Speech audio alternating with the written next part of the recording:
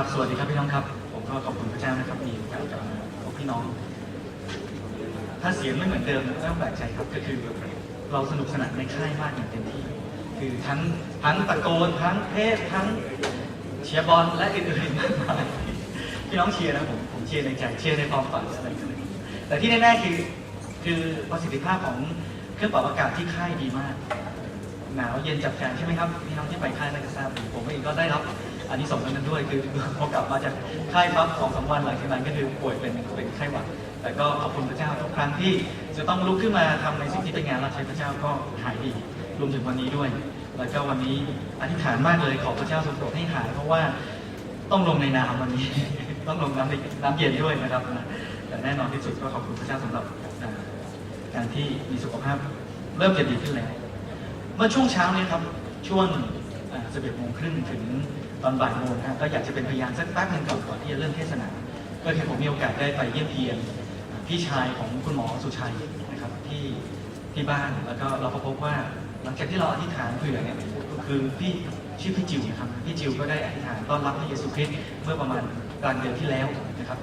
หลังจากที่ได้เชื่อในพระเยซูคริสต์เนี่ยก็มีโอกาสได้อธิษฐานขอการทรงเยียวยาจากพระองค์ขอการรักษาจากพระองค์แล้วก็พบว่าตอนนี้อาการของพี่จิวก็ดีขึ้นแล้วก็วันนี้เป็นความยินดียิ่งที่คุณแม่ของคุณหมอสุชัยก็มานมัสการพระเจ้ากับเราด้านหลังครับอย่าลืมทักทายคุณแม่คุณหมอสุชัยนะครับแล้วก็เราพบว่าสิ่งหนึ่งที่พี่จิวพูดกับผมขณะที่เราไปเยี่ยมที่บ้านพี่จิวเป็นสิ่งที่ผมเองกับต้องคิดมากขึ้นคือในใจเราเนี่ยในฐานะที่เราเองเนี่ยนะครับเป็นคนที่อธิษฐานเราอยากเห็นการอัศจรรย์เราอยากเห็นการรักษาจากพระเจ้าที่เหนือธรรมชาติแน่นอน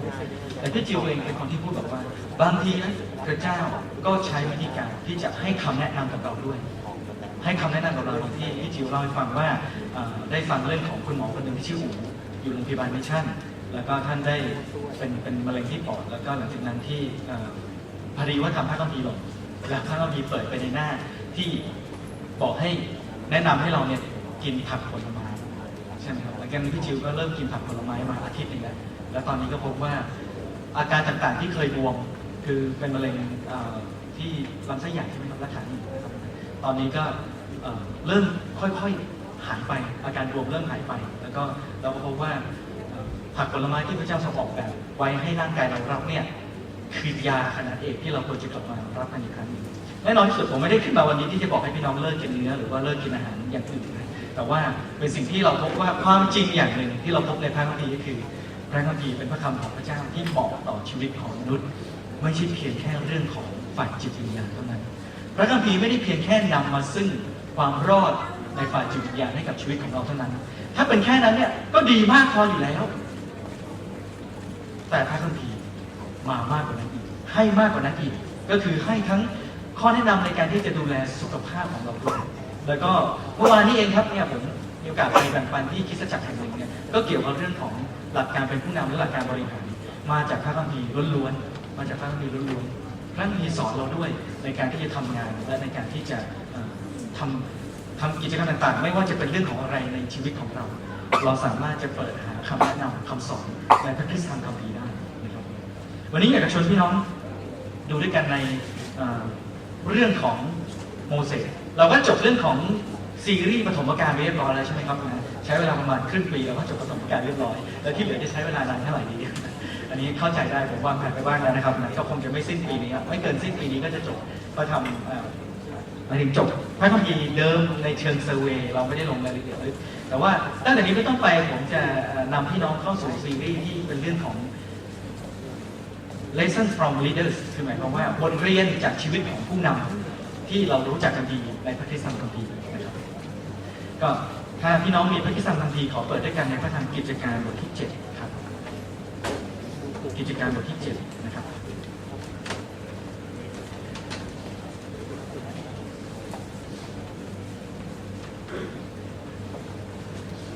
กิจการบทที่7เราจะดูตั้งแต่ข้อที่17เป็นต้นไปนะครับ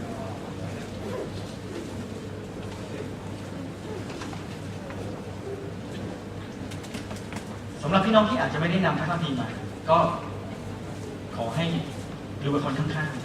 ๆหรือฟังดีๆเพราะผมจะอ่านให้ฟัง นะครับคงไม่ได้ให้พี่น้องอ่านเนื่องจากเราจะอ่านหลายข้อมากเราจะอ่านจากพระคัมภีร์โดยผมขออนุญาตเป็นผู้อ่านเองนะครับข้อ 17 นะครับกิจการบทที่ 7 ข้อ 17 เป็นต้นไปนะครับใกล้เวลาตามพระสัญญาซึ่งพระเจ้าได้ตรัสกับอับราฮัมชนชาติอิสราเอลได้ทวีมากขึ้นในประเทศอียิปต์จนกระทั่งกษัตริย์องค์หนึ่งซึ่งไม่รู้จักโยเซฟได้ขึ้นเสวยราชในประเทศอียิปต์กษัตริย์องค์นั้นได้ทรงออกอุบายทำกับชาติของเราข่มเหงบรรพบุรุษของเราบังคับให้กินลูกอ่อนของเขาเสียโดยไม่ให้มีชีวิตรอดอยู่ได้คราวนั้นโมเสสเกิดมามีรูปร่างงดงามเฉพาะพระพักตร์พระเจ้าเขาจึงได้เลี้ยงไว้ในบ้านบิดาจนครบ3 เดือนและเมื่อลูกอ่อนคนนั้นถูกทิ้งไว้นอกบ้านแล้วราชธิดาของฟาโรห์จึงรับมาเลี้ยงไว้ต่างบุตรของตนฝ่ายโมเสสจึงได้รับการสอนในวิชาการทุกอย่างของชาวอียิปต์มีสมรรถภาพในการพูดและกิจการต่างๆแต่ครั้งโมเสสมีอายุย่างเข้า40 ปีก็นึกอยากจะไปเยี่ยมญาติพี่น้องของตนคือชนชาติอิสราเอลเมื่อท่านได้เห็นคนหนึ่งถูกข่มเหงจึงเข้าไปช่วยโดยฆ่าชาวอียิปต์ซึ่งเป็นผู้กดขี่นั้นเป็นการแก้แค้นด้วยคาดว่าญาติพี่น้องคงเข้าใจว่าพระเจ้าจะทรงช่วยเขาให้รอดด้วยมือของตนแต่พวกเขาหาเข้าใจดังนั้นไม่วันรุ่งขึ้นโมเสสได้เข้ามาพบพวกเขาขณะวิวาทกันก็อยากจะให้พวกเขาเนี่ยกลับดีกันอีกจึงกล่าวว่าเพื่อนเอ๋ยท่านเป็นพี่น้องกันฉะไหนจึงทำร้ายกันเล่าฝ่ายคนที่ข่มเหงเพื่อนนั้นจึงผลักโมเสสออกไปและกล่าวว่าใครที่ตั้งเจ้าให้เป็นผู้ครอบครองและผู้พิพากษาพวกเราเจ้าจะฆ่าเราเสียเหมือนฆ่าชาวอียิปต์เมื่อวานนี้หรือเมื่อโมเสสได้ยินคำนั้นจึงหนีไปอาศัยอยู่ที่แผ่นดินมีเดียนและมีบุตร2 คนที่นั่นครั้นล่วงไปได้40 ปีคือตอนนี้อายุ80ทูตองค์หนึ่งของพระเจ้ามาปรากฏแก่โมเสสในเปลวไฟที่พุ่มไม้ในถิ่นทุรกันดารแห่งภูเขาซีนายเมื่อโมเสสเห็นก็ประหลาดใจด้วยเรื่องนิมิตนั้นครั้นเข้าไปดูใกล้ๆก็มีพระสุรเสียงของพระเจ้าตรัสว่าเราเป็นพระเจ้าของบรรพบุรุษของเจ้าคือพระเจ้าของอับราฮัมของอิสอัคและของยาโคบโมเสสจึงกลัวจนตัวสั่นไม่อาจมองดูฝ่ายพระเจ้าตรัสกับโมเสสว่าจงถอดรองเท้าออกเสียเถิดเพราะที่ซึ่งเจ้ายืนอยู่นี้เป็นที่ศักดิ์สิทธิ์แท้จริงเราได้เห็นความทุกข์ของชนชาติของเราที่อยู่ในแผ่นดินอียิปต์อยู่ในประเทศอียิปต์แล้วและเราได้ยินเสียงครวญครางของเขาครางครวญของเขาเราจึงลงมาเพื่อจะได้ช่วยเขาให้รอดมาเถิดเราจะให้เจ้าไปยังประเทศอียิปต์โมเสสผู้นี้ซึ่งถูกเขาปฏิเสธโดยกล่าวว่าใครที่ตั้งเจ้าให้เป็นผู้ครอบครองและผู้พิพากษาพวกเราโดยมือของทูตสวรรค์ซึ่งได้ปรากฏแก่ท่านที่พุ่มไม้พระเจ้าทรงใช้โมเสสคนนี้แหละให้เป็นทั้งผู้ครอบครองและผู้ช่วยให้พ้น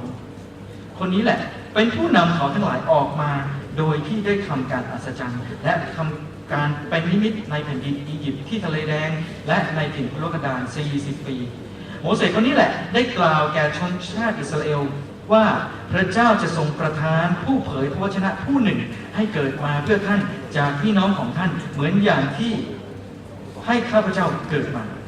โมเสสนี่แหละได้อยู่ในชุมชนในถิ่นทุรกันดารกับทูตสวรรค์ซึ่งได้บอกแก่ท่านที่ภูเขาซีนายและอยู่กับบรรพบุรุษของเราที่ได้รับพระดำรัสอันทรงชีวิตมาให้เราทั้งหลาย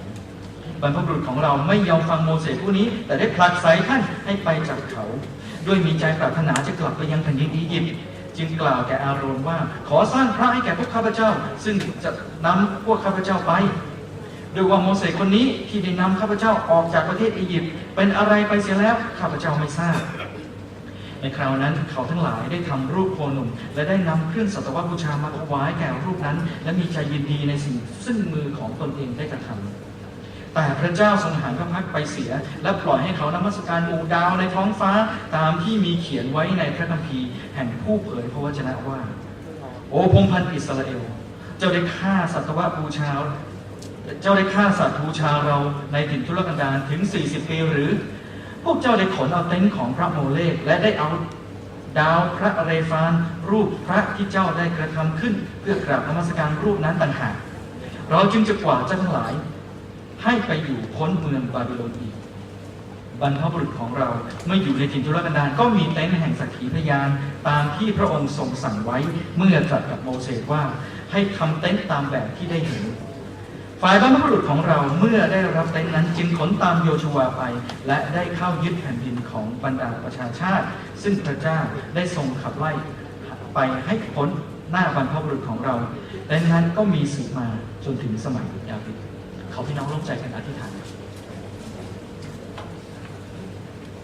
ข้าแต่พระเจ้าผู้ยิ่งใหญ่สูงสุดผู้ทรงสร้างฟ้าสวรรค์และแผ่นดินโลก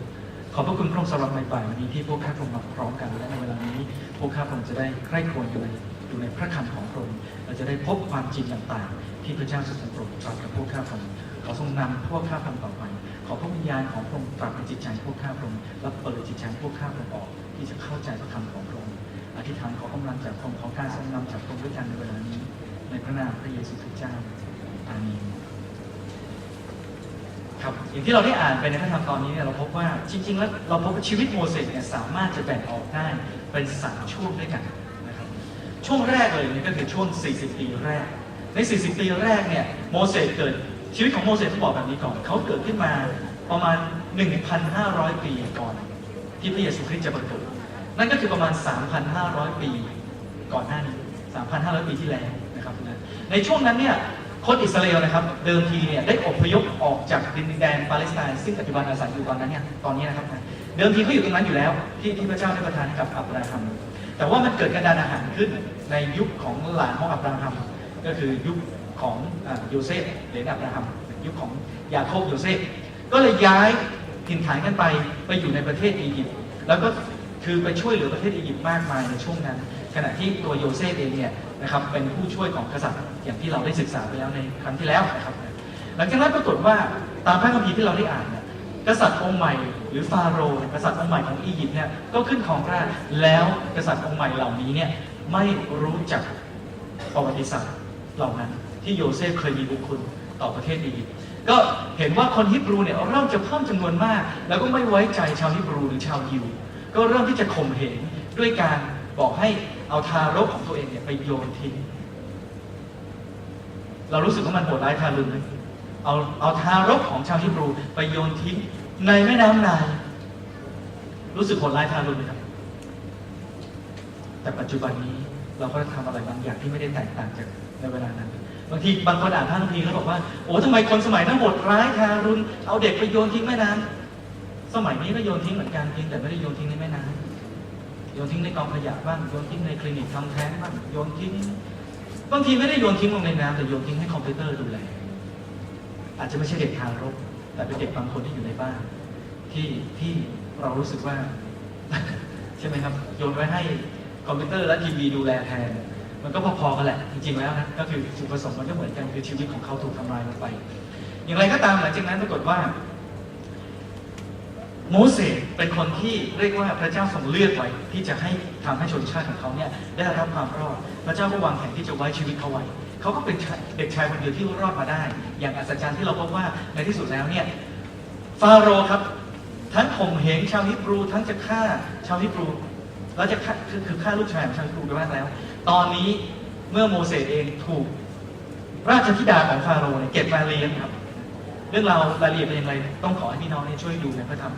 อพยพว่าจริงๆแล้วถ้าใช้เวลาตลอดทั้งเย็นนี้ก็คงจะอยู่ถึงทุ่มหนึ่งแน่หรืออาจจะนานกว่านั้นยินดีจะอยู่ไหมครับคงจะไม่แน่ผมพูดได้นะครับพี่น้องทราบดีถ้าไปค่ายก็จะรู้ดีว่าผมสามารถจะพูด3 ชั่วโมงติดต่อกันได้ถ้าพี่น้องไม่เบื่อครับพวกผมก็ไม่รู้ตัวดีนี่ถ้ามีนาฬิกาอยู่นี้ไม่น้องยุ่งแน่มีครั้งหนึ่งนาฬิกาตายนักศึกษาต้องยกมือบอกอาจารย์ครับหมดเวลาแล้วครับผมบอกยังไม่หมดแต่ว่าเขาบอกว่านาฬิกาตายอ้าวแล้วทำไมไม่บอกผมตั้งแต่แรกผมก็ไม่ได้จ้องมันตลอดเวลานะคือใกล้เวลาหมดเวลาแล้วค่อยดูนะครับไม่ตายครับวันนี้หลังจากนั้นปรากฏว่าแทนที่ฟาโรห์เนี่ยจะได้ล้างชนชาติฮิบรูไปได้กลับต้องมาเลี้ยงดูโมเสสโดยไม่รู้ตัวต้องส่งเสียโมเสสเรียนหนังสืออย่างดีเป็นเจ้าชายในพระราชวังของอียิปต์เมื่อโมเสสเติบโตขึ้นมาไม่ใช่เพียงแค่เติบโตในพระราชวังอียิปต์อย่างเดียวนะฟาโรห์จ่ายค่าเลี้ยงดูให้ครอบครัวของโมเสสด้วย ตอนแรกครอบครัวโมเสสไม่เพียงแค่ไม่เสียลูกชายไปนะยังได้ค่าเลี้ยงดูจากฟาโรห์ด้วยฐานะดีขึ้นด้วยเมื่อพระเจ้าทรงเลือกและเรียกบางคนพระเจ้าก็ทรงโปรดจัดเตรียมที่จะดูแลชีวิตของเขาดูแลชีวิตของโมเสสจนกระทั่งหลุดรอดปลอดภัยมาแล้วก็เติบโตมาในสภาพแวดล้อมที่ดีกว่าเด็กที่ปลูกปกติด้วยพอเมื่อเป็นหนุ่มขึ้นมาเนี่ยผมก็มั่นใจว่าโมเสสคงจะรู้ตัวอยู่แล้วว่าพระเจ้าจะใช้เขาในการนำชนชาติของเขาให้หลุดพ้นจากความเป็นทาสในประเทศอียิปต์เขารู้ตัวอยู่แล้วเพราะอะไรเพราะว่าพ่อแม่ของเขาช่วยสอนเขามาตั้งแต่เล็กๆว่าเมื่อลูกโตขึ้นนะพระเจ้าจะใส่ลูกเมื่อลูกโตขึ้นพระเจ้าได้ทรงโปรดไว้ชีวิตลูกไว้เพื่อให้ลูกเนี่ยเป็นผู้นำคนฮิบรูเนี่ยออกไปจากประเทศอียิปต์รู้ตัวไว้จงรู้ตัวไว้ลูกจะเติบโตขึ้นไปเป็นผู้รับใช้พระเจ้าโมเสสคงจะรู้ตัวดีอยู่แล้วพออายุผ่านไปสัก20คงจะถึงเวลาอาจจะต้องเรียนรู้อะไรมากมายพออายุผ่านไปสัก30ก็เริ่มที่จะแบบมีพลังมากแล้วก็แข็งแรงแล้วก็ทำอะไรได้มากมายใช่ไหมครับนะแต่พอเริ่มอายุ40ใครนี้ประมาณสัก39ถึง42ผมเข้าใจดีอะไรอย่างนี้นะครับถ้าในเชิงจิตวิทยาเขาก็เรียกว่าเข้าสู่วัยที่เรียกว่า midlife crisis midlife crisis น้องๆที่มาจากกรุงเทพคริสเตียนจดคำนี้ไว้ฟังดูเท่มากให้คุณครูดูว่าไปฟังอะไรมาออกไปฟังเรื่อง midlife crisis แปลว่าวิกฤตวัยกลางคนวิกฤตวัยกลางคนคือคนเราเนี่ยพออายุประมาณสัก40แล้วเขาจะเริ่มคิดว่าไอ้คนนั้นเป็นนี้คนนี้เป็นนั้นคนนั้นเป็นอะไรอย่างนี้นั้นนี้แล้วก็เราจะเป็นอะไรเริ่มจะคิดว่าเราจะเป็นอะไรเพราะว่าตามที่จดจริงเหรอเนี่ยโอเคได้เลยถูกต้องนะครับคนเราจะเริ่มคิดว่าเมื่ออายุ40แล้วเนี่ยสิ่งที่จะเป็นมักจะเป็นสิ่งนั้นไปตลอดเพราะว่าจะเปลี่ยนงานก็ยากแล้วใช่ไหมครับนะแล้วถ้าไม่ประสบความสำเร็จยากแล้วที่จะประสบความสำเร็จแล้วถ้าประสบความสำเร็จแล้วมันมักจะติดลมแล้วอยู่กับที่แล้วมันจะเป็นจุดหักเหจุดหนึ่งในชีวิตที่จะวัดว่าชีวิตคุณจะเป็นอะไรแล้วตอนนี้นะครับผมเชื่อว่าแม้ว่าพระคัมภีร์ไม่ได้บอกไว้แต่โมเสสอาจจะเข้าสู่ในสภาพเดียวกันนะก็คือเมื่อเขาอายุ40มันยังไม่ถึงเวลาเลยฉันยังไม่ได้เป็นผู้นำของคนอิสราเอลเหรอฉันยังไม่มีโอกาสที่นำพวกเขาออกไปจากที่นี่อีกเหรอมันตั้ง40 ปีแล้วนะมันตั้ง40 ปีแล้วนะถ้าเกิดว่าผ่านจุดนี้ไปเนี่ยนะร่างกายต่างๆมันเริ่มที่จะแบบไปแล้วนะตอนที่ผมอายุ38ผมไปหาหมอเป็นโรคกระเพาะหมอบอกว่าไม่ใช่รักษาโรคกระเพาะอย่างเดียวนะแต่ว่าจะตรวจมะเร็งอย่างอื่นให้ด้วยเพราะว่าอีก2 ปีคุณจะถึงหลัก4แล้วอีก2 ป้ายคุณลงหลัก4แน่นอนแล้วตอนนี้ใกล้ๆหลัก4ตอนนี้อยู่แถวเกษตรแล้วมีอะไรตรวจก็ตรวจได้แล้วพอถึงหลัก4แล้วมันจะได้ตรวจได้ง่ายขึ้นนะครับตอนนี้ผมก็เลยหลัก4แล้วตอนนี้เข้าสู่ประมาณสักดอนเมืองบางท่านที่อยู่ในที่นี้ก็อาจจะมาสักแถวอยุธยาส่วนบางท่านก็เห็นป้ายนครสวรรค์ในไลน์ถ้าขึ้นเหนือไปเรื่อยๆก็อีกไม่นานก็นครสวรรค์แน่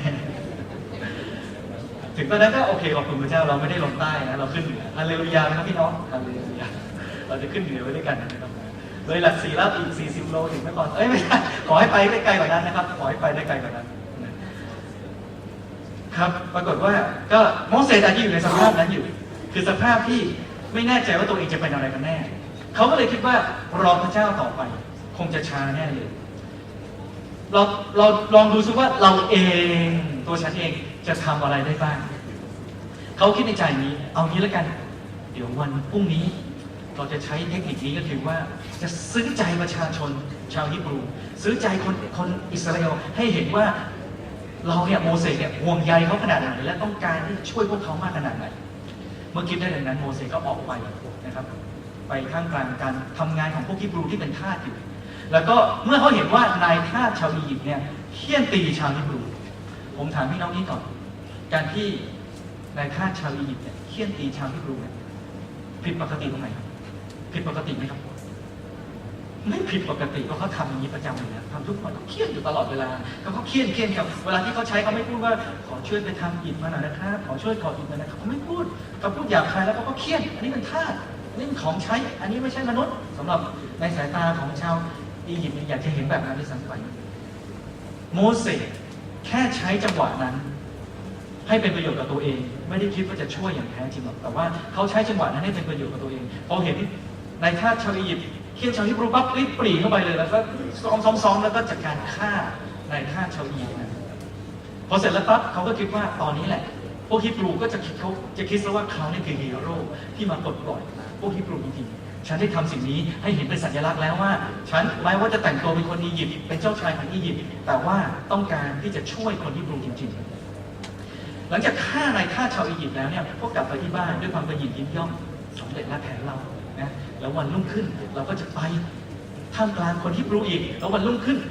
เราก็จะไปประกาศให้เขารู้ชัดเจนว่าพวกเราออกมาจากประเทศอียิปต์กันเถอะเราจะเป็นไทยกันแล้วในตอนนี้ในที่สุดวันนี้ก็มาถึงแล้วเขาก็อาจจะนอนไปเรื่อยอันนี้ไม่ได้อยู่ในทางทีแต่ว่าพอจะจินตนาการได้ว่าน่าจะเป็นในแนวนั้นเมื่อเราเห็นจากสถานการณ์วันรุ่งขึ้นเขาก็ออกมาแล้วก็ทำอย่างนี้จริงๆคือเมื่อเขาเห็นคนฮิบรูเนี่ยกำลังทะเลาะเบาะแว้งกันเขาก็รีบเข้าไปแล้วก็ห้ามว่าอย่าทะเลาะกันอย่าทะเลาะกันเราเป็นพี่น้องกันเราต้องรักกันนี่คือคิดภาพดีๆนะครับคิดภาพดีๆสมมุติว่าวันนี้เรามีชาวต่างชาติบางคนถ้าชาวต่างชาติบางคนเนี่ยลุกขึ้นมาแล้วบอกว่าคนในโบสถ์ชาวผู้พันอย่าทะเลาะกันอย่าทะเลาะกันเราคนไทยด้วยกันอย่าตีกันเราจะรู้สึกคุณเป็นใครคือถ้าคนไทยบอกเข้าใจได้เราเป็นพี่น้องกันคือหน้าตาคุณไม่ได้เป็นพี่น้องอะไรกับเราเลยแล้วเสื้อผ้าคุณก็ไม่ได้เป็นพี่น้องอะไรกับเราแต่โมเสสบอกว่าพวกเราเป็นพี่น้องกันอย่าตีกันเลยคนฮิบรูบอกคุณเป็นใครคุณจะมาห้ามเราทำไมคุณจะฆ่าเราเหมือนที่คุณฆ่าคนอียิปต์เมื่อวานนี้เหรอพูดในภาษาปัจจุบันนั่นคือฆาตกรคุณไม่มีสิทธิ์มาพูดอะไรกับพวกเราหรอกคุณเป็นคนที่ฆ่าคนสิ่งที่สายตาพวกเราเห็นก็คือคุณเป็นคนที่ฆ่าคนเราไม่ได้เห็นคุณเป็นผู้นำเราเห็นคุณเป็นคนที่โหดเหี้ยมทารุณตกกระจายโมเสสงงผิดคาดผิดเป้าหมายผิดทุกอย่างเลยนั่นแปลว่าเขาบอกว่าคือในลักษณะที่ทำให้รู้ได้ว่าตอนนี้เนี่ยคนอียิปต์ก็รู้แล้วว่าคุณฆ่าพวกคนอียิปต์และเขาก็จะเอาเรื่องคุณและพวกเราก็ไม่เอาคุณเรื่องเหมือนกันคนที่คิดว่าเป็นมิตรก็กลายเป็นศัตรูคนที่เป็นศัตรูอยู่แล้วก็ยิ่งเป็นศัตรูเข้าไปใหญ่ตอนนี้โมเสสไม่เหลือใคร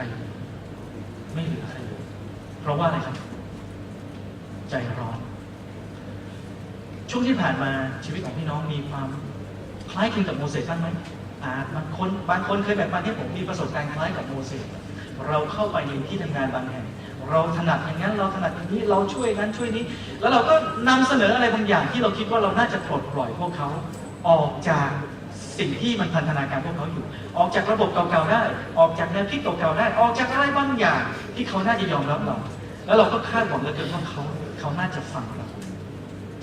แต่เมื่อเราลงมือทำอะไรบางอย่างปั๊บด้วยความใจร้อนเราไม่ได้ฟังพระเจ้าเราไม่ได้สำรวจตัวที่ดีเราไม่ได้คิดให้ควรเราไม่ได้หาข้อมูลหรือว่ารอคอยวันที่พระเจ้าทรงเรียกแต่ว่าเราใช้กำลังของเราเองเราใช้ความคิดของเราเองเพียวๆเราใช้วิธีการของโลกนี้อย่างที่โมเสสใช้กลยุทธ์ของโลกนี้พยายามจะซื้อใจคนฮิบรูด้วยการฆ่าคนให้คนฮิบรูเห็นมันใช่เหรอพระเจ้าไม่ได้ใช้โมเสสแบบนั้นแต่โมเสสคิดไปเองเพราะโมเสสรอไม่ไหวบางครั้งบางคราวเราต้องหยุดนิ่งแล้วก็ต้องรอฟังเสียงของพระเจ้าดูว่าพระองค์จะนำเราอย่างไรผมรู้ว่าบางทีมันทรมานผมรู้ว่าบางทีมันก็เป็นอัดใจเพราะว่าใจเราร้อนเราอยากจะทำอะไรดีๆแต่จะทำอะไรดีๆเนี่ยทำด้วยตัวเองมันจะกลายเป็นสิ่งที่ไม่ดีนะถ้าคิดจะทำอะไรดีๆทำในหนทางของพระเจ้าแล้วต่อให้ฝีมือเราไม่พอพระเจ้าจะทรงโปรดเสริมกำลังเราเองพอถึงจุดนี้ปั๊บเนี่ยโมเสสก็รู้ตัวแล้วว่าเขาโดดเดี่ยวแน่นอนเพราะว่าด้านหลังคนอียิปต์ไล่ล่าด้านหน้าคนฮิบรูไม่ยอมรับเขาจึงต้องหนีออกไปจากแผ่นดินอียิปต์แล้วก็ไปอยู่ในแผ่นดินมีเดียนกลุ่มบุคคลที่3ไปละหงระเหเร่ร่อนกลายเป็นคนเลี้ยงแกะไปเป็นลูกเขยของเยโธโปโลหิตของคนมีเดียนนะครับโมเสสก็คือสละสภาพทั้งหมดเลยที่เคยเป็นเจ้าชายและความสุขสบายทั้งหมดที่เคยมีอยู่ในประเทศอียิปต์กลายมาเป็นเกษตรกรที่ไม่ต้องทำอะไรมากไปกว่าเพียงแค่ดูแลแกะอยู่กลางทะเลทรายปีที่1ผ่านไปปีที่2ผ่านไปปีที่3ผ่านไป4 5 6 7 8ผ่านไปจนกระทั่งโมเสสมีลูก2 คนแล้วเขาก็คิดว่าลงตัวแล้วมีลูก2 คนในถิ่นทุรกันดารแล้วอยู่ที่นี่ตลอดไปแล้วชีวิตของเรามันคงจะจบแค่นี้แล้วชีวิตของเราคงจะไม่สามารถรับใช้พระเจ้าได้อีกต่อไปพอแล้วล้มเหลวแล้วเลิกแล้วไม่กลับไปอีกแล้วจนกระทั่งวันครบ40 ปีเขาก็อายุเท่าไหร่ครับตอนนี้80 หลายคนในจินตนาการเวลาที่โมเสสนำคนอิสราเอลออกจากประเทศอียิปต์คือเห็นคนประมาณสักอายุ40-50นั้นถือไม่ทับไม่ใช่นะครับโมเสสนี่อายุ80ในห้องนี้มีไม่กี่ท่านนะครับที่อายุเกินกว่า80พี่น้องครับบางคนเคยถามว่าพระเจ้าจะเรียกใช้เราได้หรือเรา80เข้าไปแล้วพระเจ้าเรียกใช้โมเสสตอนอายุ80พระเจ้าเรียกใช้โมเสสตอนนี้ท่านเพิ่งจะเริ่มต้นเท่านั้นเองท่านเพิ่งจะเริ่มต้นเท่านั้นเองคุณลุงคุณป้าบางท่านกำลังยิ้มฮะฉันนึกว่าฉันจบแล้วใช่ในสายตาของมนุษย์และในสายตาของท่านเองท่านอาจจะมองว่าจบไปแล้วเลยวัยเกษียณมาตั้ง20 ปีแล้วแต่ในสายพระเนตรของพระเจ้ากำลังมองว่าเราเพิ่งจะเริ่มต้นทำงานกับชีวิตของเจ้าเท่านั้นเองและในที่สุดพระเจ้าก็มาปรากฏในถิ่นทุรกันดารผ่านทางพุ่มไม้ที่ไม่ไฟพุ่มไม้ที่ไม่ไฟนะครับต้องฟังดีๆเพราะภาษาไทยงงพุ่มไม้ที่มันไม่ไหม้เอาไงดีพุ่มไม้ที่มันมิไหม้พุ่มไม้ที่มันปราศจากไหม้เอาไงดีมันเป็นภาษาอังกฤษเรียก burning bush ก็คือมันมีไฟลุกอยู่แต่ว่าใบเนี่ยไม่ได้เหี่ยวแห้งหรือลุกโชนหรือว่าถูกเผาไหม้ไปเนื่องจากไฟนั้น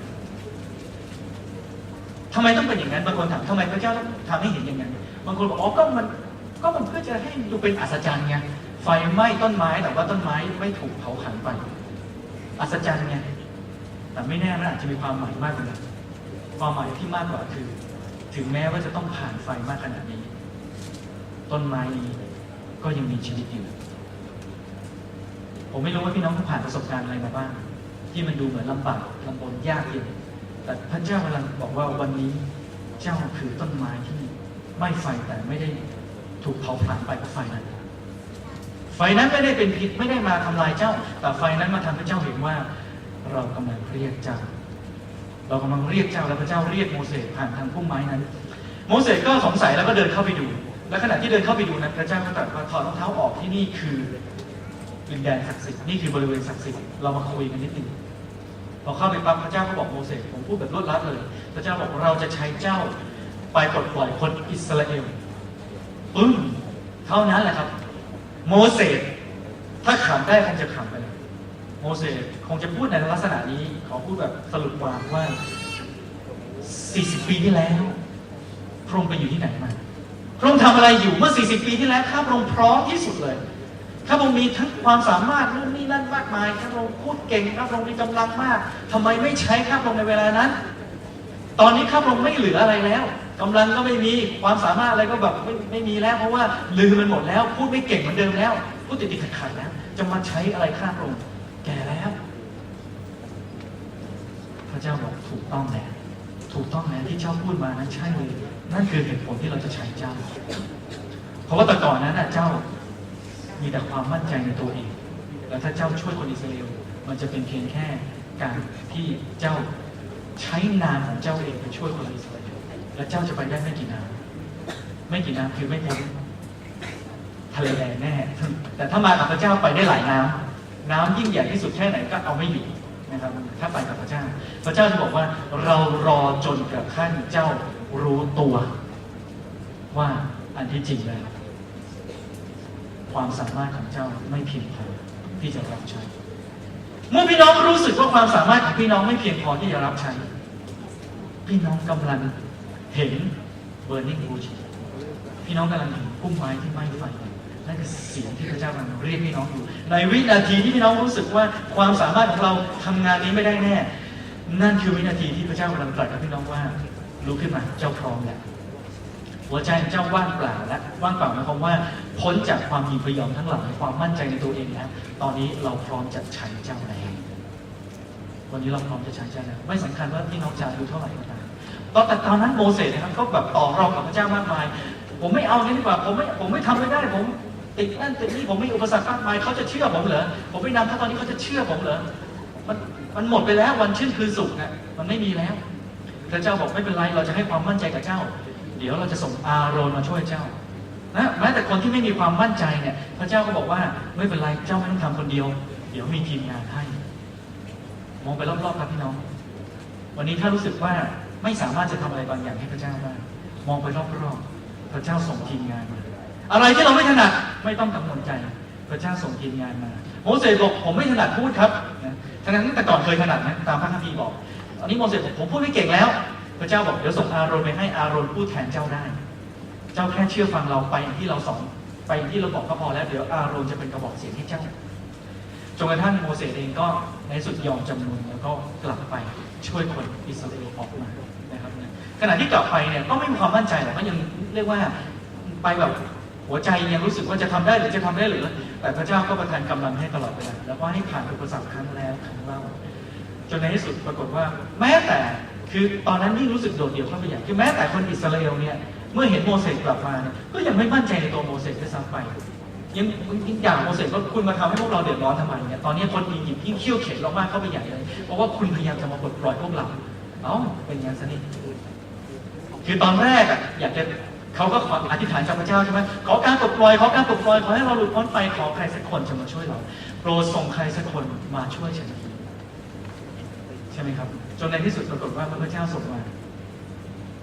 เขากลับไม่ยอมรับเพราะว่าพอมาแล้วเนี่ยเขาลำบากมากขึ้นเขาไม่ได้สบายขึ้นแต่พระเจ้าเราบอกว่ามันลำบากนิดนึงในตอนแรกแต่ว่าคุณจะสบายมากขึ้นเมื่อคุณตามโมเสสออกไปจากดินแดนที่มันกักขังคุณอยู่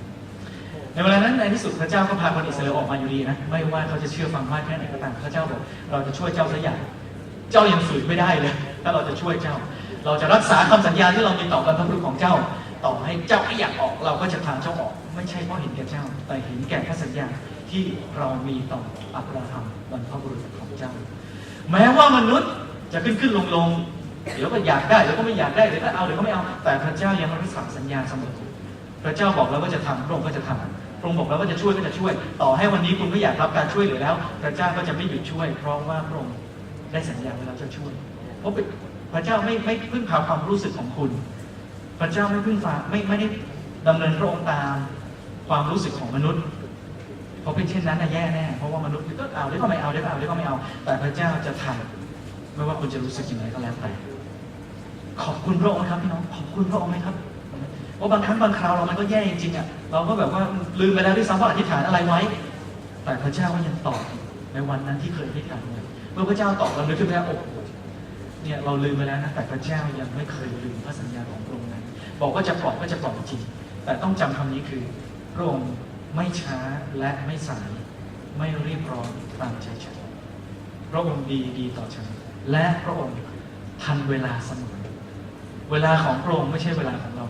เวลานี้คือเวลาที่เหมาะที่สุดหลังจากนั้นโมเสสก็พาคนอิสราเอลออกมาและพระเจ้าก็ทรงโปรดให้โมเสสเนี่ยได้มีโอกาสทำอะไรบางอย่างจริงๆแล้วเนี่ยถ้าดูกันตามแผนที่นะครับคนอิสราเอลเนี่ยเดินเลยทะเลแดงไปแล้วและพระเจ้าก็บอกโมเสสว่าเดินกลับไปที่ทะเลแดงถึงจังหวะนี้อาจจะมีความมึนงงเล็กน้อยท่ามกลางโมเสสและคนอิสราเอลเองนะ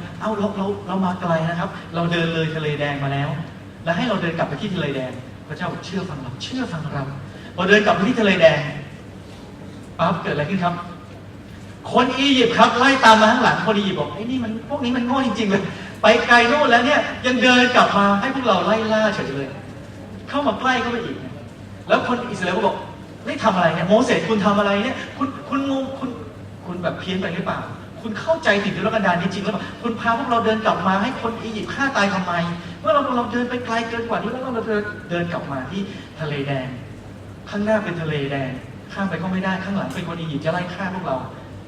าจะฆ่าคุณตอนนี้เลยโมเสสเพราะว่าคุณทำอะไรที่แบบพิลักพิลั่นมากนะครับจนในที่สุดพระเจ้าก็ตรัสกับโมเสสตอนนี้โมเสสงงทำอะไรไม่ถูกพระองค์เจ้าข้าเอาไงดีเพราะว่าผมก็ทำตามที่พระองค์บอกแล้วปรากฏว่าตอนนี้มันเริ่มเข้าตาจนแล้วพระเจ้าบอกว่ายิ่งเข้าตาจนคนจะยิ่งเห็นความยิ่งใหญ่ของเราชูไม้เท้าขึ้นหลังจากนั้นโมเสสก็บอกประชาชนว่าจงนิ่งเสียอย่าตกใจวันนี้เราอยากเห็นความยิ่งใหญ่ของพระเจ้าไหมครับนิ่งซะก่อนบางทีเราโดนลาไปหมดเลยนั่นนี่โน่นอะไรที่แบบพยายามจะหาท่านั้นนี่เอาพระเจ้าก็เอาบางคนคริสเตียนบางคนก็มาถามผมอาจารย์ครับแบบเปิดหนังสือพิมพ์มาแล้วดูดวงด้วยนี่ผิดไหม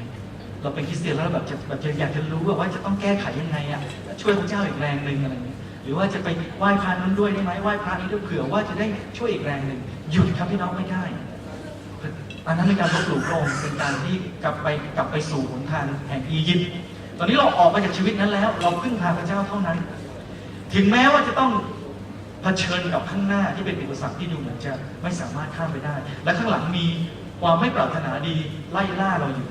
แต่วันนี้พระเจ้าบอกว่าเมื่อเรานิ่งเสียก่อนแล้วเชื่อเสียก่อนว่าพระองค์ทรงเป็นพระเจ้าพระองค์จะให้ทะเลแดงแหวกออก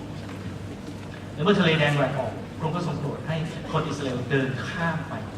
และสิ่งที่สำคัญเราตอนนี้เราเห็นก็คือว่าโมเสสยังไม่ได้ข้ามไปแต่ให้ประชาชนอิสราเอลข้ามไปเสียก่อนเขาไม่ได้ถือไม้เท้าแล้วเดินนำหน้าข้ามไปก่อนแต่เขายืนอยู่ถือไม้เท้ายืนอยู่ฝั่งนี้เราให้คนอิสราเอลข้ามฝั่งไปก่อนนี่เขาหัวใจของผู้นำบางครั้งไม่ได้อยู่ข้างหน้าผู้นำบางครั้งก็ไม่ได้อยู่หน้าเวลาที่พี่น้องเห็นผู้นำอยู่ข้างหลังอย่าเพิ่งต่อว่าเขาเวลาให้พี่น้องเห็นผู้นำช้าไปบ้างอะไรบ้างอยู่ข้างหลังเราอย่าเพิ่งรีบตำหนิเขาบางครั้งเขาอาจจะกำลังป้องกันระวังภัยให้พวกเราหรือให้พวกเราก้าวไปข้างหน้าก่อนเพื่อเขาจะได้มั่นใจว่าเราไปกันหมดแล้วแล้วเขาค่อยตามมาเพื่อจะนำเราทีหลังบางครั้งผู้นำอยู่ข้างหลังไม่ใช่เรื่องผิดมีเกิดขึ้นได้ขึ้นอยู่กับจุดประสงค์ในการที่จะอยู่ตำแหน่งที่อยู่ไม่ใช่ประเด็นแต่เหตุผลที่อยู่สำคัญกว่านะครับหลังจากที่คนอียิปต์หลังจากที่คนอิสราเอลข้ามไปหมดแล้วโมเสสก็เดินข้ามตามไปแต่เมื่อข้ามไปถึงฝั่งนู้นแล้วปรากฏว่าคนอียิปต์นี่ก็ไล่ล่าตามมาข้างหลังนะครับแล้วก็มาทั้งรถรบมาทั้งอะไรเต็มเลยพระเจ้าก็บอกโมเสสว่าเอาไม้เท้าลงเมื่อโมเสสเอาไม้เท้าลงปั๊บเนี่ยก็ปรากฏว่าน้ำของทะเลแดงก็ดูดกลืนล้มลงมานะครับถาโถมลงไปแล้วก็ท่วมคนอียิปต์ทั้งหมดทั้งรถรบทั้งอะไรอยู่ใต้ทะเลแดงเมื่อไม่กี่ปีที่ผ่านมาสารคดีชุดหนึ่งพอดีผมเปิดทีวีผ่านไปแล้วก็เลยไม่สามารถจะรู้ที่มาได้ต้องขออภัยสารคดีชุดหนึ่งเนี่ยได้ไปดำน้ำใต้ทะเลแดงและสิ่งที่เขาพบล้อเกวียนอยู่กลางทะเลแดงคือคำถามคือมันไปอยู่ทำไมครับกลางทะเลแดงล้อเกวียนโบราณไปอยู่ถ้ายังไงกลางทะเลแดงมันคืออยู่ดีๆเราจะขับมันไม่ใช่ทะเลแบบตื้นๆอย่างเงี้ยมันต้องดำน้ำลงไปครับนะคือถ้าเกวียนเนี่ยมันตกน้ำเนี่ยมันก็อาจจะอยู่แค่ขอบของทะเลแดงใช่ไหมแต่อันนี้มันอยู่กลางทะเลแดงมันไปอยู่ได้ไงอีกคนก็บอกเสนอว่าเฮ้ยเรือเป็นล่มที่นั่นหรือเปล่าถ้าเรือเป็นล่มมันต้องเจออย่างอื่นด้วยมันต้องเจอซากเรือมันต้องเจอสินค้าอย่างอื่นหรือของอย่างอื่นที่มันมาจากเรือแต่อันนี้มันเจอเฉพาะล้อเกวียนเราจะมีความมั่นใจว่านี่แหละจุดนั้นน่าจะเป็นจุดที่พระเจ้าทรงโปรดให้คนอียิปต์เนี่ยถูกน้ำทะเลแดงเนี่ยท่วมแล้วก็อยู่ในบริเวณนั้นแต่คนอิสราเอลหลุดรอดปลอดภัยมาดูเหมือนว่าตอนนี้ใช่ไหมครับพระเจ้าได้ทรงโปรดให้งานที่ทรงมอบหมายให้กับโมเสสประสบความสำเร็จแล้วโมเสสก็นำคนอิสราเอลเข้าสู่ถิ่นทุรกันดารสีไหนเพื่อจะมุ่งหน้าเดินต่อไปสู่ดินแดนพันธสัญญาของพระองค์คือประเทศอิสราเอลขณะที่เดินทางไปอีกไม่นานก็จะถึงเราก็เข้าไปจริงๆแล้วเนี่ยถึงแล้วด้วยเราก็เข้าไปสอดแนมเรียบร้อยแล้วว่าแผ่นดินนั้นมีอะไรแต่น่าเสียดายคนอิสราเอลขาดความเชื่อว่าพระเจ้าจะช่วยพวกเขาให้ยึดครองแผ่นดินได้เขาก็ไม่ไว้วางใจพระองค์จึงลงโทษพวกเขาว่างั้นก็อยู่ในดินแดนนี้ต่อไป40 ปีคนรุ่นต่อไปนะตั้งแต่อายุ20ลงมาจะได้เข้าสู่ดินแดนพันธสัญญาแต่พวกเจ้าที่อายุ20ขึ้นไปนะครับตามที่พระคัมภีร์บอกมันบังเอิญตรงกันกับความการบรรลุนิติภาวะใช่ไหมในกฎหมายไทยอายุ20ขึ้นไปจะถือว่าเป็นผู้ใหญ่แล้วรู้เรื่องแล้วไม่ยอมรับแผนการของพระเจ้าก็ไม่ได้เข้าสู่ดินแดนพันธสัญญาตอนนี้หลังจากนั้นโมเสสเองก็เป็นคนที่นำคนอิสราเอลเดินไปเดินมาอยู่ในถิ่นทุรกันดารนมัสการพระเจ้าอยู่แค่40 ปีแม้ว่าโมเสสดูเหมือนจะเป็นผู้นำที่พระเจ้าทรงใช้มากมายแต่โมเสสก็มีจุดอ่อนมีครั้งหนึ่งโมเสสรู้สึกรำคาญคนอิสราเอลมากเขารู้สึกว่าทำไมคนอิสราเอลดื้อด้านแล้วก็ไม่รู้จักกลับใจเชื่อฟังพระเจ้าอย่างแท้จริงวันหนึ่งขณะที่เขากำลังหิวกระหายน้ำเนี่ยก็ยังไม่ถึงขั้นตายนะแต่ว่าหิวกระหายน้ำขึ้นมาเขาก็ต่อว่าโมเสสว่าไม่มีน้ำกินไม่มีน้ำดื่มทำไมเป็นอย่างนี้ให้พวกเรากลับไปอียิปต์ดีกว่าตลอด40 ปีที่อยู่ในถิ่นทุรกันดารพูดกันอยู่นั่นแหละว่าจะกลับไปอียิปต์คุ้นบางครั้งบางคราวคนที่มาเชื่อพระเจ้าบางคนพอเจอความทุกข์ยากลำบากในชีวิตหน่อยเจออุปสรรคปัญหาหน่อยไม่น่ามาเชื่อพระเจ้าเลยเชื่อพระเจ้าแล้วถูกข่มเหงอย่างนั้นอย่างนี้เชื่อพระเจ้าแล้วชีวิตมันทำไมต้องมาวนเวียนอยู่อย่างนี้เพราะว่าคุณไม่ได้เดินกับพระองค์แล้วคุณก็ยังต่อว่าผมแล้วก็คิดว่าอยากจะกลับไปสู่ชีวิตเก่าชีวิตเดิมที่เคยตกเป็นทาส แล้วคิดว่าชีวิตนั้นมันหอมหวนกว่าถ้าได้อยู่ในอียิปต์นะป่านนี้คงจะได้กินนั่นกินนี่ถ้าได้อยู่ในอียิปต์เนี่ยป่านนี้คงจะได้ทำนั่นทำนี่ทำนั่นไม่ได้ทำหรอกจะทำนี่อย่างนี้แน่นี่ว่าหรือนี่สิคือบางครั้งบางคราวเคยไหมที่เรารู้สึกอาจจะรู้สึกไม่แน่ใจว่าทางของพระเจ้าถูกหรือเปล่าคล้ายๆคนอิสราเอลเหล่านั้นจนกระทั่งโมเสสเองรู้สึกว่าเบื่อรำคาญในคนเหล่านี้แล้วก็ไปทูลกับพระเจ้าพระองค์เจ้าข้าจะเอาไงดีคนเหล่านี้พระเจ้าบอกว่าเขาหิวน้ำไม่เป็นไรเดี๋ยวเราจะสำแดงการอัศจรรย์ทุกครั้งที่เขามีปัญหาในชีวิตเจ้าอย่าท้อแท้ใจหนุนใจเขาไว้แล้วบอกเขาให้รู้ว่าทุกครั้งที่ปัญหาเกิดขึ้นในชีวิตเขานั่นคือโอกาสที่พระเจ้าจะได้แสดงความยิ่งใหญ่ครั้งแล้วครั้งเล่ากลับไปแล้วจงไปพูดกับก้อนหินว่าก้อนหินเอ๋ยจงหลั่งน้ำออกมาให้คนเหล่านี้ได้ดื่มได้กินกันโมเสสไปถึงครับด้วยความโมโหคนอิสราเอลโมเสสบอกคนอิสราเอลบ่นมากนักใช่ไหมเจ้าทั้งหลายไม่เชื่อฟังพระเจ้าใช่ไหมเดี๋ยวข้าและอาโรนพวกเราเนี่ยจะเป็นคนทำให้พวกเจ้าเห็นเองว่าพระเจ้าจะเป็นคนที่ดูแลพวกเจ้าก็เอาไม้ครับตีก้อนหินตุ้ม2 ครั้งน้ำไหลออกมามหาศาลคนอิสราเอลได้ดื่มได้กินน้ำครับตามที่เขาตามพระเจ้าบอกว่าโมเสสมาคุยกันนิดนึงสิมาคุยกันนิดนึงพอหลังจากที่เข้าคือโมเสสก็ไปคุยกับพระเจ้าครับมีอะไรเหรอครับพระเจ้าบอกเราบอกให้เจ้าทำอะไรพระองค์บอกให้พูดกับหินนั้นครับแล้วเจ้าทำอะไรผมเอาไม้ตี2 ทีเพราะผมโมโหมากผมรำคาญพวกนี้มากโมเสสคือเราบอกเจ้าให้ทำอะไรเจ้าต้องทำอย่างนั้น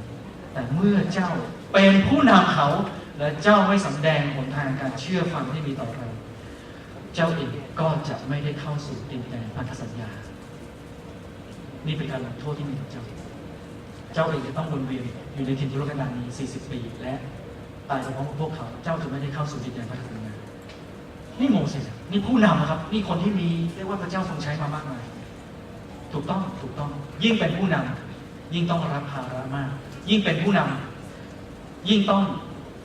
รับโทษมากกว่าคนอื่นเมื่อตัวเองทำผิดเพราะนั่นเป็นเอกลักษณ์ของผู้นำไม่ได้มีไว้สำหรับชี้นิ้วบอกว่าจะต้องทำอะไรหรือไม่ทำอะไรผู้นำมีไว้ดูแลและรับผิดชอบต่อคนของเขาถ้าเขาดูแลคนของเขาไม่ดีหรือเขาไม่ถวายเกียรติพระเจ้าต่อหน้าคนของเ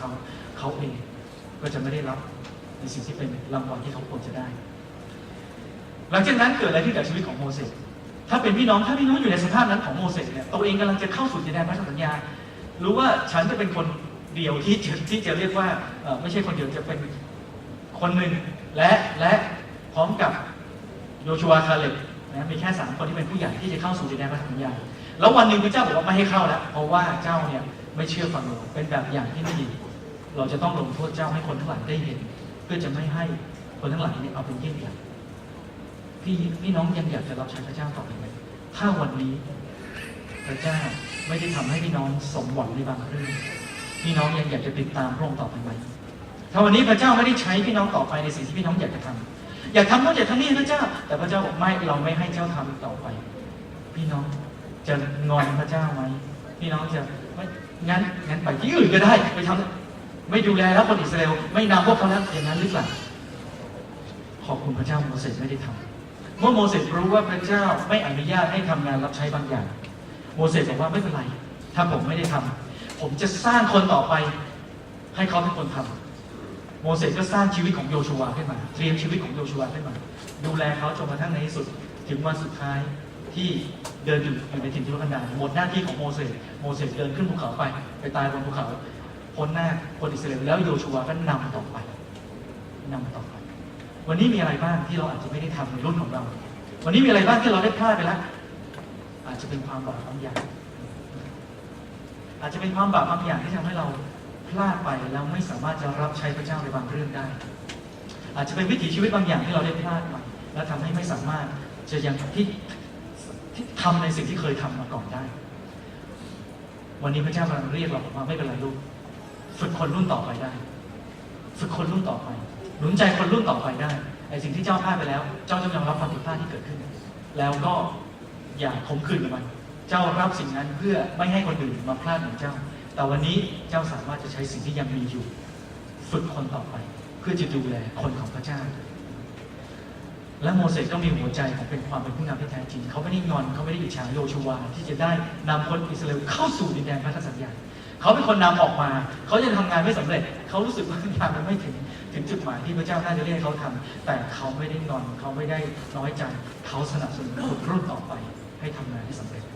เรามาดูสรุปชีวิตของโมเสสด้วยกันในช่วง40 ปีแรกชีวิตโมเสสเขาอยู่ในวังใช่ไหมครับ40 ปีแรก40 ปีแรกอยู่ในวังนะครับพอจะมองเห็นไหมครับพี่น้องสีน้ำเงินนะครับในวังก็สบายนะครับ40 ปีที่2เขาอยู่ในวังกันแต่วังเวงในถิ่นทุรกันดารต้องฝึกชีวิตตอนแรกมีความมั่นใจมากเป็นเจ้าชายอียิปต์พออยู่ในช่วง40 ปีที่2มาอยู่ในถิ่นทุรกันดารแต่พระเจ้าใช้ช่วงนั้นอ่ะ40 ปีในถิ่นทุรกันดารเนี่ยต้อนเร่ไปเลี้ยงแกะตามถิ่นทุรกันดารเพื่ออะไรเพื่อจะใช้เขาใน40 ปีที่3เพราะเมื่อออกมาจากประเทศอียิปต์โมเสสเป็นคนเดียวที่รู้จักถิ่นทุรกันดารมากกว่าคนอิสราเอลทุกคนคนอิสราเอลเหล่านั้นไม่เคยออกมาที่ถิ่นทุรกันดารนี้เลยโมเสสเป็นคนเดียวที่รู้จักถิ่นทุรกันดารนี้เมื่อพระเจ้าบอกว่าเอายกขึ้นแล้วก็ไปที่คาเดนบาเนียโมเสสรู้เลยไปที่ไหนพระเจ้าลุกขึ้นมากลับไปที่นี่เขารู้เลยว่าไปที่ไหนเขาชำนาญถิ่นทุรกันดารนั้นมากเขาชำนาญหนทางที่พระเจ้าจะเรียกให้คนของพระองค์ไปเพราะว่าเขามาอยู่ที่นั่นแล้ว40 ปีความมองเวงของเขาก็เป็นประโยชน์เขาได้สงบใจกับพระเจ้า40 ปีสุดท้ายเขาวนเวียนด้วยความสุขุมมากขึ้นไม่ใช่คนหุนหันพลันแล่นอีกต่อไปแต่ว่าไว้วางใจในพระเจ้าแล้วก็พยายามจะคิดมากขึ้นนะครับ40 ปีแรกครับโมเสสรีบร้อนไม่รอคอยพระเจ้า40 ปีที่2พระเจ้าจึงให้รอก่อนจากรีบร้อนก็ต้องรอแล้วก็อยู่เฉยๆบ้างบางทีบางครั้งการอยู่เฉยๆก็ไม่ใช่เรื่องผิดอะไรเพราะว่าการอยู่เฉยๆก็สามารถจะเสริมสร้างได้คำว่าอยู่เงียบอยู่เฉยๆไม่ได้แปลว่าอยู่เปล่าๆอยู่เฉยๆไม่ได้แปลว่าไม่ได้ทำอะไรเลยแต่อยู่เฉยๆในที่นี้หมายความว่าอยู่เฉยๆแบบที่ข้างในได้รับการพัฒนาหมายว่าข้างนอกอาจจะยังไม่ได้เคลื่อนไหวใช่ไหมครับ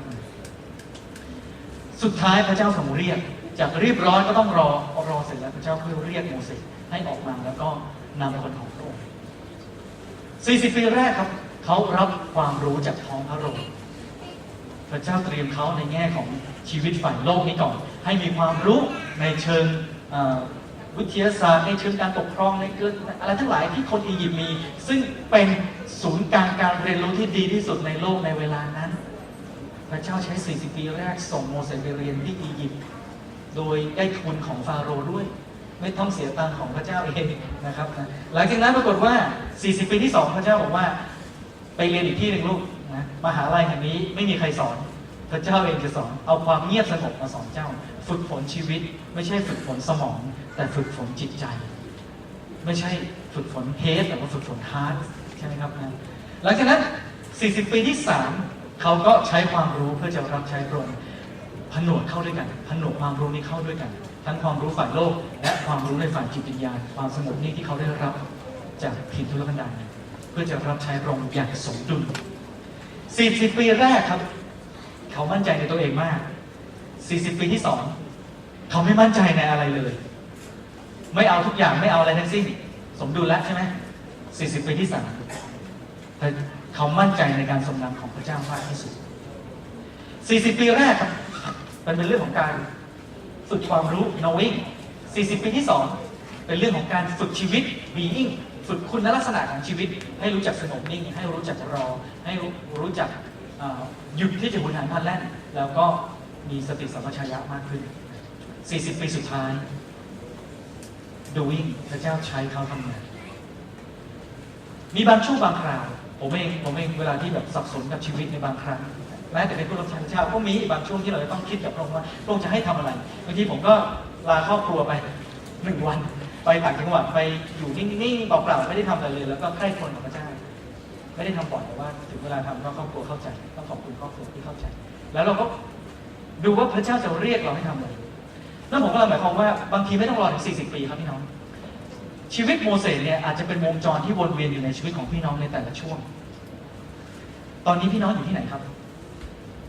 ตอนนี้พี่น้องอยู่ที่ไหนผมไม่ได้ถามให้ตอบว่าอยู่ที่โรงเรียนกรุงเทพคริสเตียนนะผมถามว่าตอนนี้พี่น้องอยู่ที่ไหนอยู่ที่ในท้องพระโรงคือรับรู้ความรู้ในฝ่ายโลกนี้อย่างเต็มที่เราพร้อมที่รับใช้หรือพี่น้องกำลังอยู่ในถิ่นทุรกันดารที่ ในสายตามนุษย์ดูเหมือนว่าไม่มีอะไรพ่ายแพ้ขาดซึ่งเกียรติและศักดิ์ศรีหนีเข้ามาดูเหมือนว่ามีแต่มองไปมองมาก็ไม่มีใครมีแต่เสียงแกะวนไปวนมาดูเหมือนว่าชีวิตไร้ค่าหมดแล้วแพ้แล้วลุกขึ้นมาไม่ไหวแล้วหรือไม่แน่สักวันหนึ่งเมื่อพระเจ้าทรงพร้อมที่เมื่อพี่น้องพร้อมพระเจ้าจะทรงเรียกพี่น้องให้ออกมาจากถิ่นทุรกันดารไปนำคนอียิปต์ให้ออกมาจากโทษครับนำคนอิสราเอลให้ออกมาจากอียิปต์ให้พ้นจากความเป็นทาส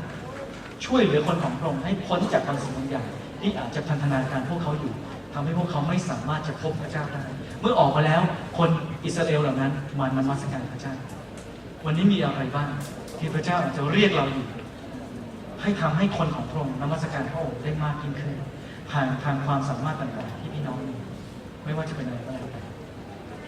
และสำหรับพี่น้องที่มาคริสตจักรเป็นครั้งแรกหรือว่ายังไม่ได้รับเชื่อในพระเยซูคริสต์ผมมีข่าวดีจะบอกก็คือว่าวันนี้โมเสสยังมีตัวตนอยู่โมเสสอาจจะไม่ได้ชื่อโมเสสแต่โมเสสอาจจะนั่งอยู่ข้างๆพี่น้องโมเสสอยู่ในห้องประชุมนี้โมเสสอยู่ในถ้อยคำแห่งพระวจนะของพระเจ้าที่กำลังเรียกพี่น้องอยู่วันนี้ว่าอย่าอยู่ในชีวิตเก่าอีกต่อไปอย่าอยู่ในอียิปต์อีกต่อไปอย่าอยู่ในความผิดบาปของเราอีกต่อไปให้เรากลับใจสมัยกลับมาหาพระเจ้ายอมรับว่าพระเยซูคริสต์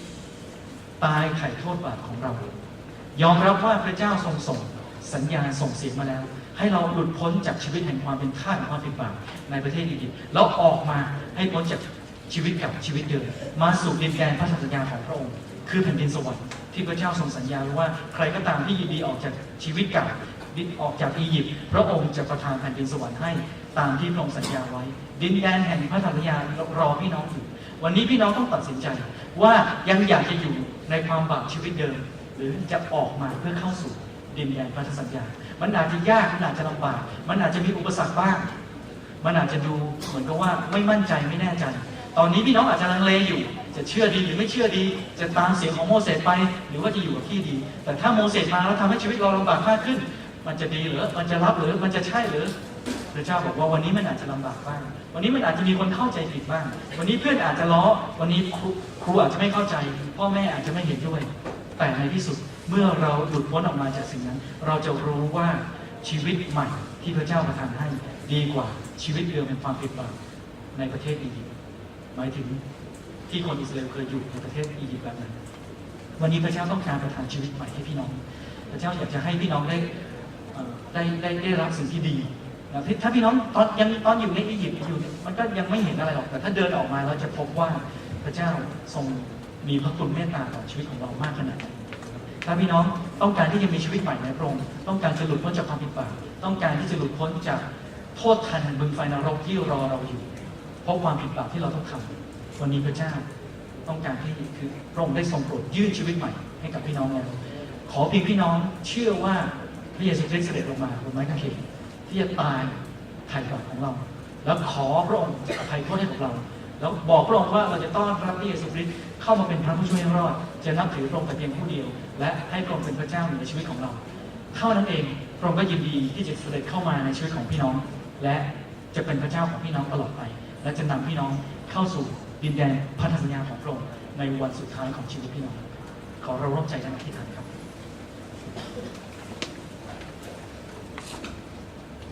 พระบิดาเจ้าของข้าพระองค์ขอบคุณพระองค์สำหรับพระเมตตาคุณของพระองค์แม้ว่าบ่อยครั้งพวกข้าพระองค์เองทำตัวไม่เหมาะสมทำตัวดื้อดึง